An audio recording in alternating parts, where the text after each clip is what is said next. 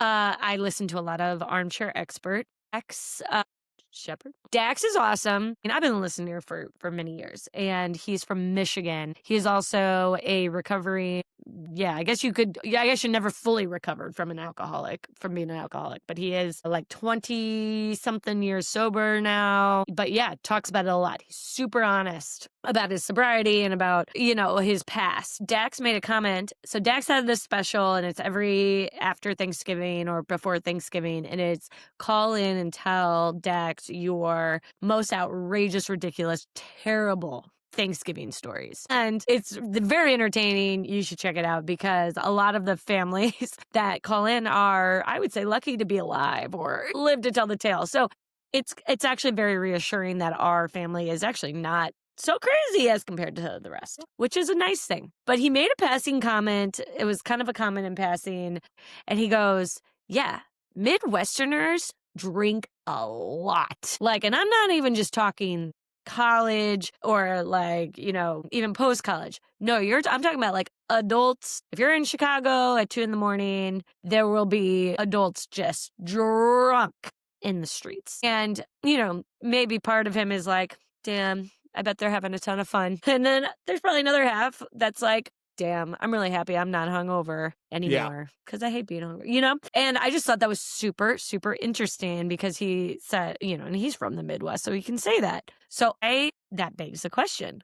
Why do we drink more than anywhere else? I mean, that's a good question. I have some theories. I don't have anything solid. I think a big portion of it is you look at kind of the religious history of the Midwest versus like the South. The South are a lot of Baptists, and they do not drink, supposedly. Right. Right. But we are predominant, like, for example, now we're an outlier being Catholics in Missouri. In the Midwestern areas, you see a lot of Methodists and Lutherans, and all of them do not have the same reservations about alcohol as Baptists do. And Catholics are similar. There's our cultural heritage where a lot of the people who are in the Midwest come from very, very similar areas. You're going to have a lot of people from Germany, people from the Netherlands, from Belgium, and a lot of Scandinavian countries, especially up in Minnesota and Wisconsin. You see a lot of people who settled from Norway, and a lot of them drink. So drinking is just kind of something that just kind of kept coming. And then, of course, you've just got like this the stereotype of the good old boy farmer who, after the long day of work, he's gonna sit on the back of his truck and have an ice cold beer. So that's my Great. theory. That's a very good theory. I actually I agree. My my addition would be, and a lot of the cold weather states fall in Missouri.